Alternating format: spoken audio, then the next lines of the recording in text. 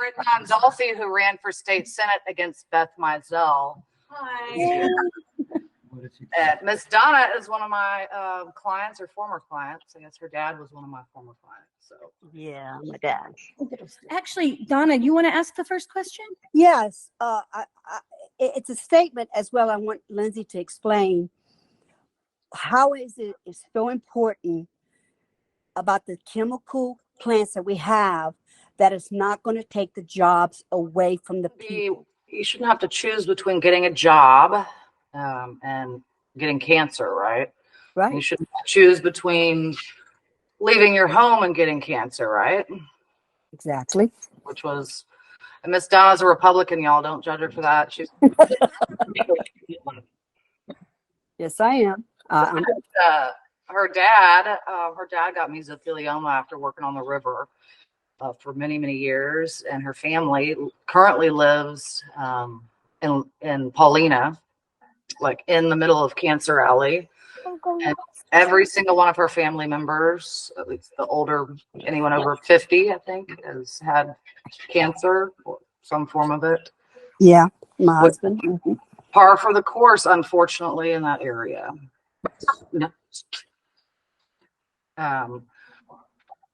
So ways to stop that would be lawsuits, right, against those big entities. And I cannot believe that has never happened before, and that no attorney general or governor or any politician has ever run on like an anti-Cancer Alley platform before.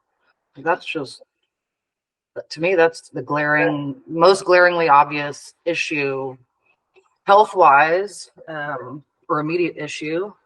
There's so many others, right? Women's health. Not to disrupt you, Lindsey, I have asthma and I don't smoke. And it's because of the surrounding areas that pollute the air.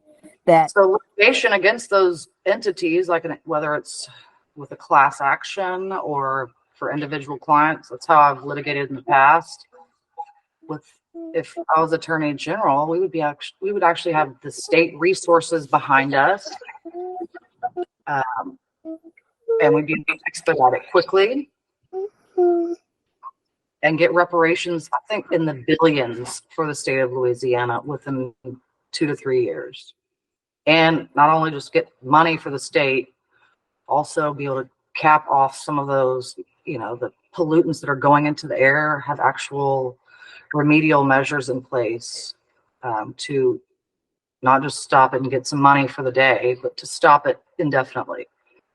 Companies can make money, plenty of money in Louisiana, and take care of their workers and the people, in those areas that they live in, or the areas where those refineries are. Criminal justice is not really it's not part of the Attorney General's duties, even though that's what my opponent has been running on, and our now governor-elect has been running on. I would work with district attorneys if asked, but generally civil litigation on behalf of the people of Louisiana, that's what the job of the Attorney General is. And that's what my whole career has been based on. As Ms. Donna knows, literally personally. Yes.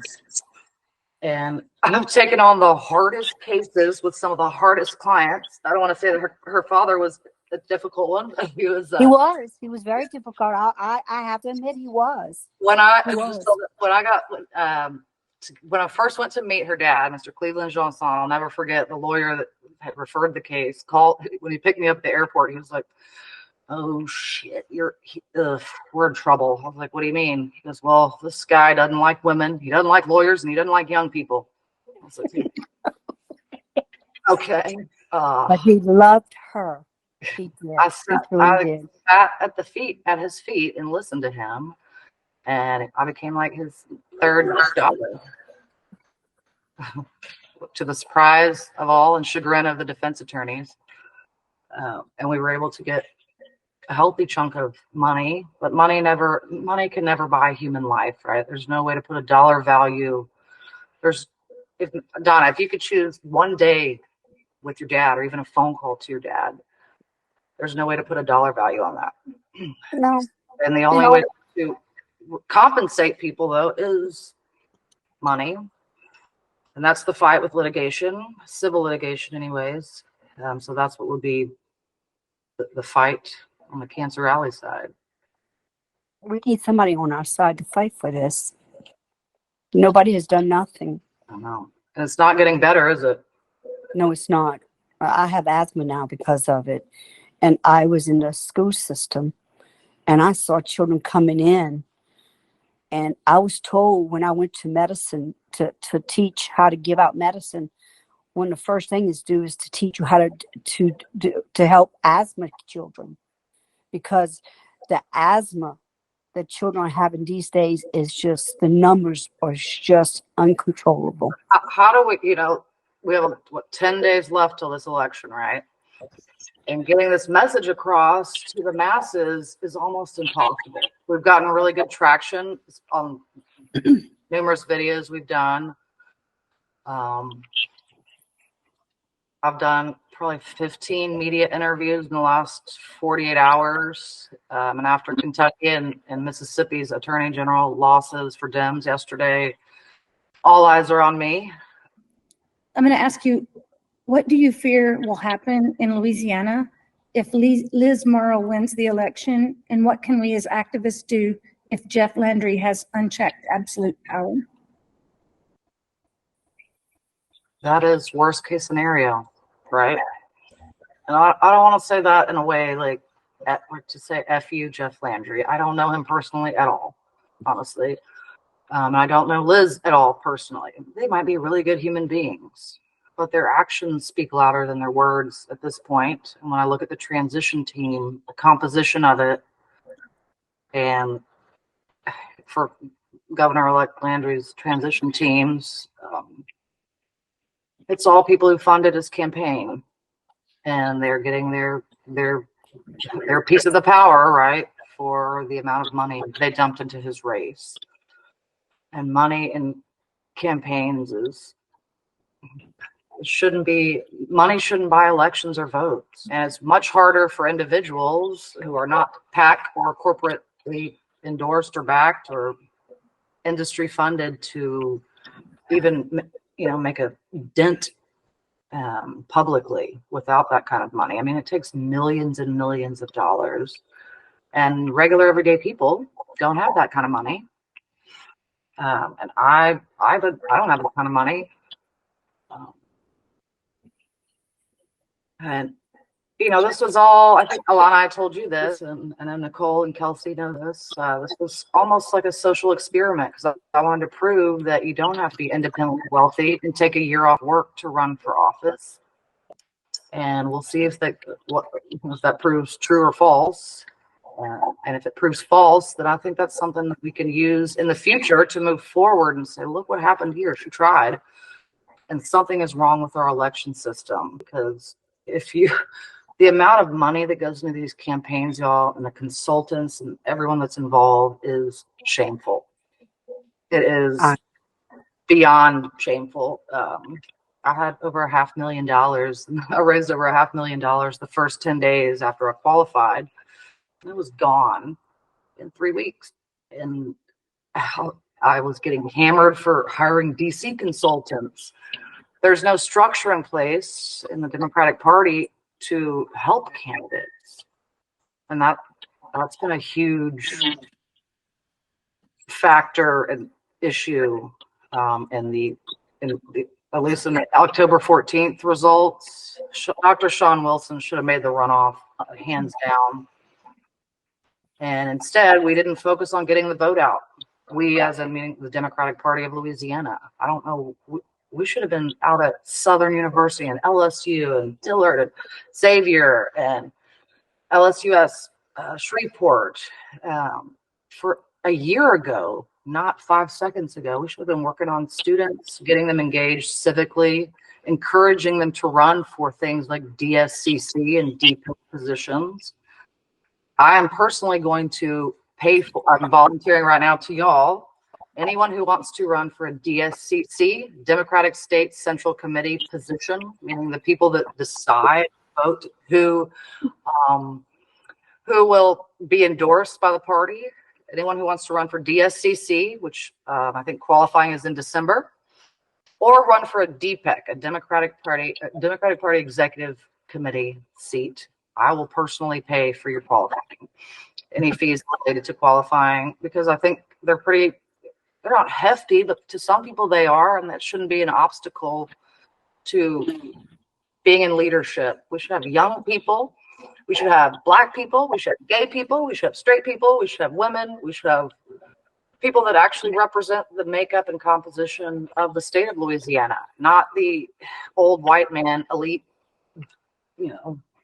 boys club. But we need to have representation that reflects what it looks like and reflects the people of Louisiana, right? And the way it looks right now is not, it's not what Louisiana looks like. There's not enough women up there. We don't have, Devontae Lewis is the first openly gay person who's ever been elected statewide in Louisiana. And he's a good friend of mine. And I remember he struggled with whether to put that out there when he was campaigning. Running for office, I've always been a very private, autonomous person. And this has been a huge leap for me to have my life and my family and my autonomy and my privacy exposed, I guess. Not that there's anything that I'm worried about. It's just your privacy is privacy, right? In your life. But sometimes when it matters, for the greater good, you put yourself out there, which is why I did this. It has been one of the pleasures of my life to get to meet people like Alana, and Lily and Nicole. I mean, y'all welcomed me into your home. Y'all are gonna be my friends for life, regardless of the outcome of this, right? Absolutely. So I can vouch for that. Yeah. So getting people out to vote is So crucial. let's talk about the alternative. The last question that I just asked was, the scenario none of us wants to see, the worst case scenario, right? What we all want to see is Lindsey wins. So let's assume that on the 18th, Lindsey is the next AG. One of the two of the horrible things that came out of Landry's time in AG was starting up with the executions again, and also, of course, criminalizing abortion and for the doctors who perform it. And chasing women out of state if they want to get their medical records. That is just insane to me. Is that something that, as AG, if you win, you're going to be able to reverse that? Yes. Put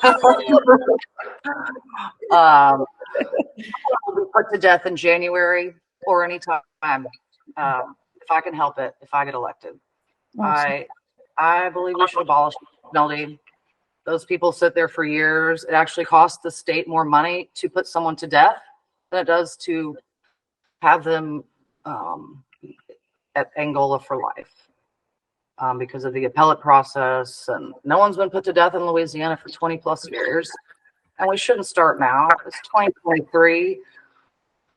Putting someone to death, making the decision whether to end someone's life or not, I don't think that's within the purview of government or the legislature, at least. No. Justice reform is criminal justice. Second chances, anti-recidivism is really important to me also. My brother went to prison, as some of y'all know. He got in a fight when he was 17 with a 15-year-old, and it was on school property. So because it was on the school property, he got charged with aggravated assault on a minor. And he was put on probation, and he violated the terms of that probation, and he went to prison. And as a convicted felon, he went to prison for, I don't know, a little over a year, I think. But there was a reentry program in Texas where he went to prison that he was able to take advantage of. And I can say, sorry, Kelsey, besides me, he's probably the most financially successful of the family now. He makes 6 figures a year, he has his own business, takes care of his daughter. So second chances are really important. I don't think if you go to prison for doing something dumb as a kid, that you should be punished for life. You should be given an avenue and an opportunity to get back and be a contributing member of society. My brother is an example of that. but working with law enforcement on those issues or on a lot of issues is very important. I think we need a civil a civil rights division in the Attorney General's office to bridge those gaps between law enforcement and the community. Because law enforcement, when you're coming in, I worked as a district attorney for several years, and you see the worst of the worst every single day, and you become almost numb to it. And when you see a person who looks a certain way or behaving a certain way, you automatically react to that situation or circumstance if you have not been properly trained. So putting a program together with the state police and individual communities, I think that's where our crime problem originates, right? And how it can be solved. And even Republican law enforcement would agree with me on that. They know me. So fixing the crime problem is important, but it's not really within the purview of the AG to fix what's happening now. What we can do is fix and train people for the future with a civil rights division, where maybe one day we don't look at someone and see just their skin color or their sex or their occupation or the car they're driving. We see a human being that is just like us under their skin, right? Liz Murrill canceled the forum that was supposed to be happening tonight in Shreveport, and also Monday in Baton Rouge. So the two times where voters would have a chance to see both candidates and make an informed decision, Liz found it more strategic for her campaign not to have the forum because all it could do was hurt her. That's my personal feeling on it. I think a lot of us feel that way. Should we do? Looking forward to this, honestly. The governor and I, when I first talked to Governor John Bell Edwards a year and a half ago, when I was approached about running for Attorney General, he was like, "I just want to see you and Liz debate each other."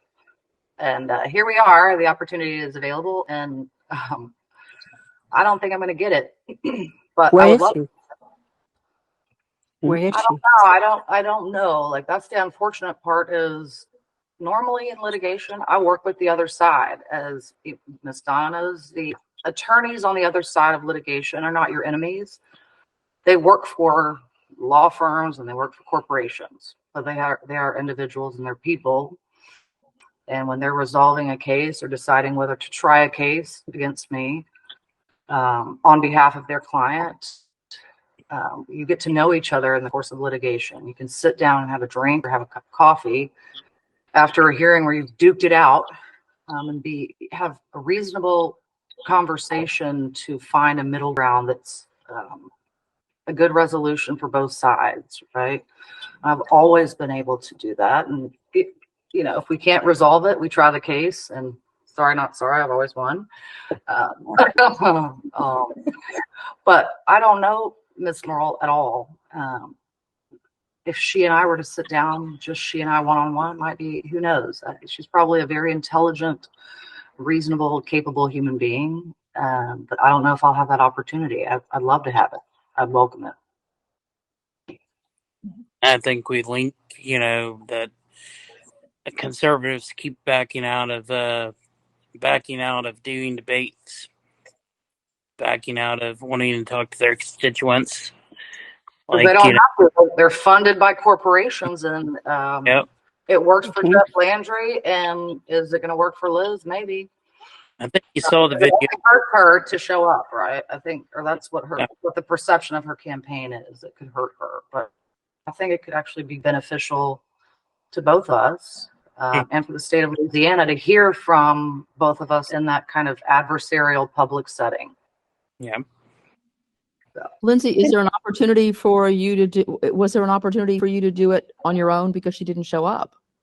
I went on Monday. Yes, I went to the Baton Rouge Press Club Forum on my own, and they were very happy to have me. And Shreveport, they offered to host me this evening, and I wanted to come out there mostly to see Alana and all of y'all, and Lily, but it was not you know, with the time and everything else going on, I made the decision to stay here. They offered me a Zoom forum opportunity, which I will be taking advantage of in the next day or so.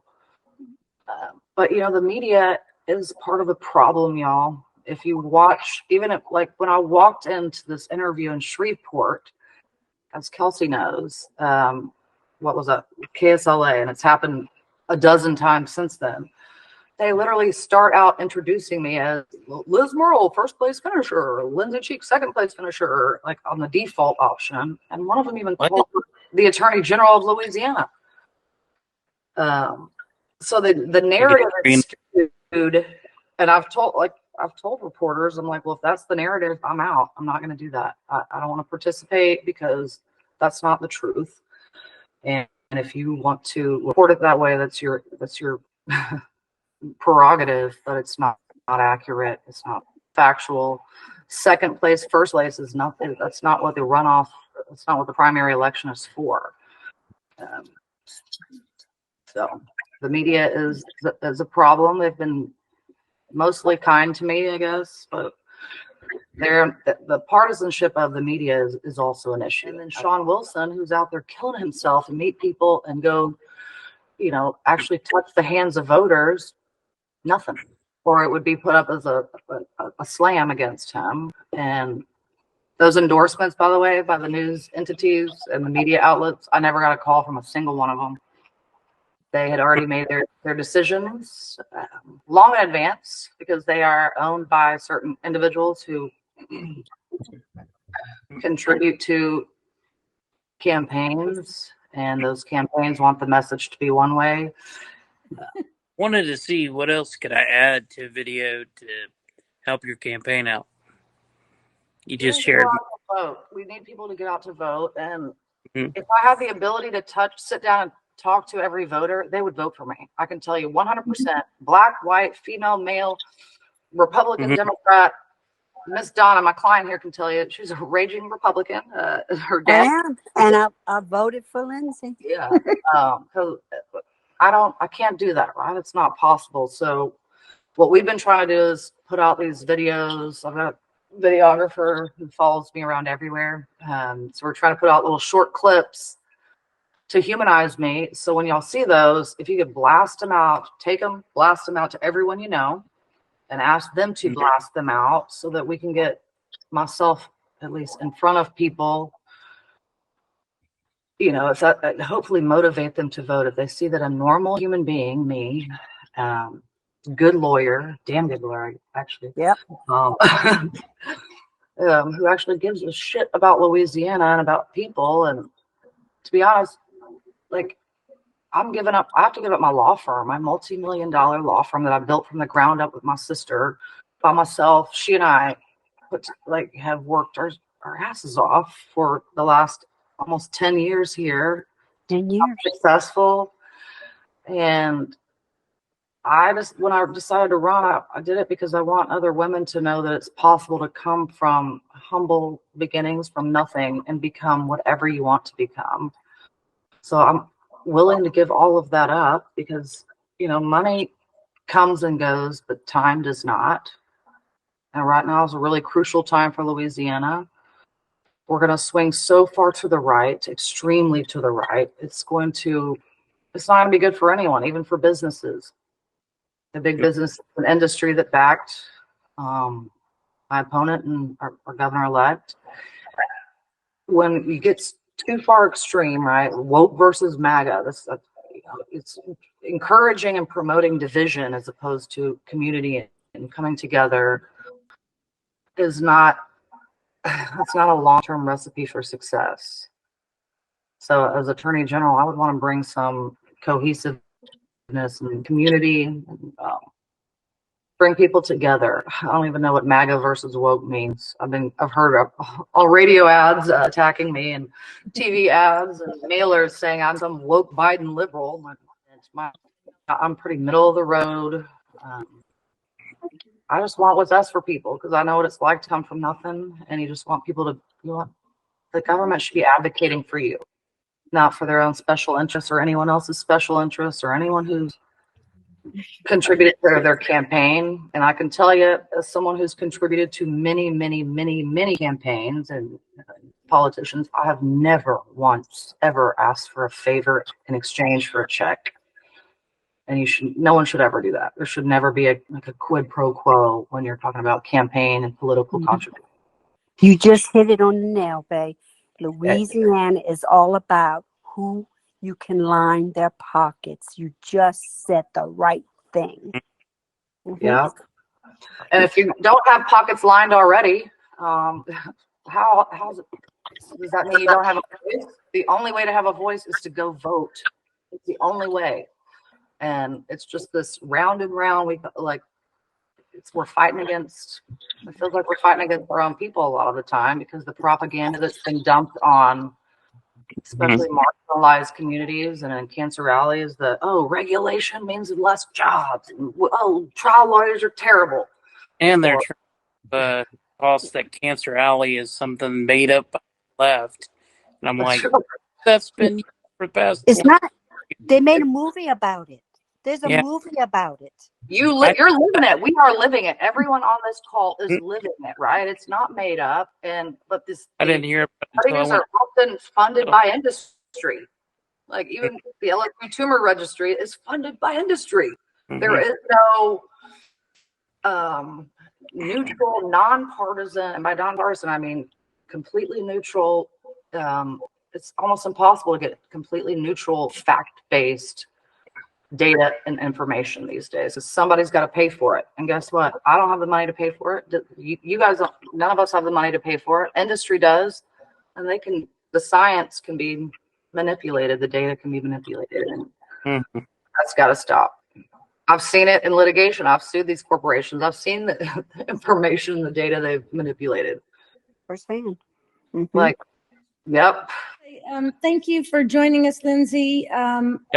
You were very popular when I talked about you at the ACLU monthly dinner tonight, and passed out a whole bunch of your push cards, and a lot of the people at that meeting are going to be pushing them out in their communities.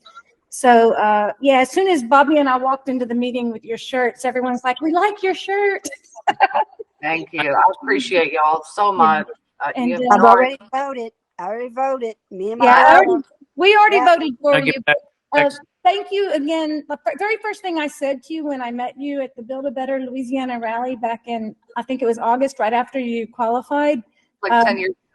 Yeah, it feels like 10 years. The very first thing I said to you is thank you for running. And I'm going to say it again. Thank you for running, Lindsey. And we're going to do everything we can to get out the vote because Louisiana needs you.